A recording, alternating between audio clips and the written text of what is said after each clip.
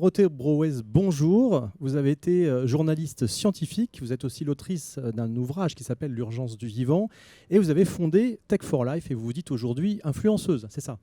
Oui, il y a besoin d'essayer de changer de mindset.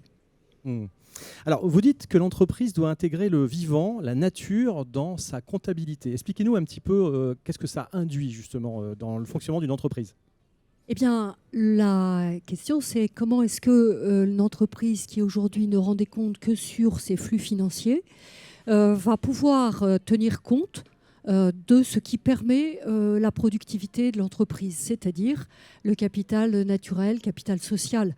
Alors, ça veut dire considérer déjà la biodiversité, toutes les ressources sur lesquelles elle s'appuie. Et les considérer, ça veut dire les mesurer. Et donc, il va falloir trouver de quoi identifier, caractériser, jauger la nature, le vivant, ses fonctionnalités, ses services, pour pouvoir donc assurer qu'en les renseignant, eh bien, on assure leur maintien. Donc, prévoir, un petit peu comme on le fait pour le capital financier, un amortissement.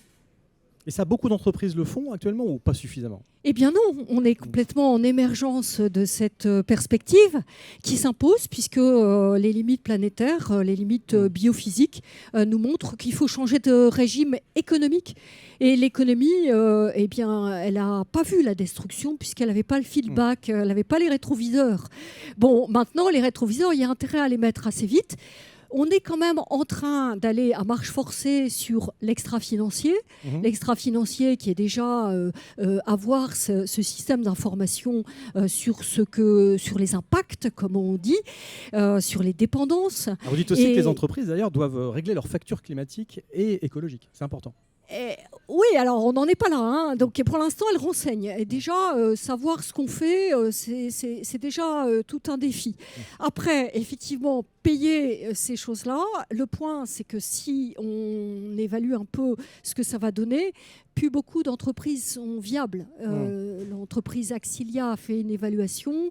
Il y a la moitié du CAC 40 qui ne peut pas payer sa facture carbone. Ouais. Alors une dernière question avant de conclure, parce qu'on arrive déjà au terme de ce format.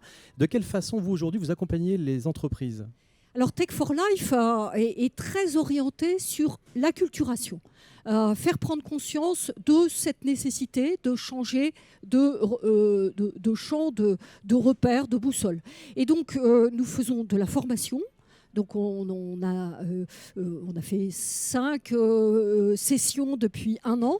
Nous avons évalué les besoins en formation dans le cadre de France 2030. Et nous allons développer avec tout un réseau d'acteurs en consortium des différentes formes de MOOC, de support, de transformation pour aider à baliser tout ce chemin de transformation qui est quand même très difficile et qui implique en fait de changer souvent de modèle d'affaires. D'accord, très bien. Merci pour toutes ces explications, Dorothée Brouez, et puis on aura plaisir à vous retrouver dans les semaines ou les mois qui viennent. Merci beaucoup. Merci.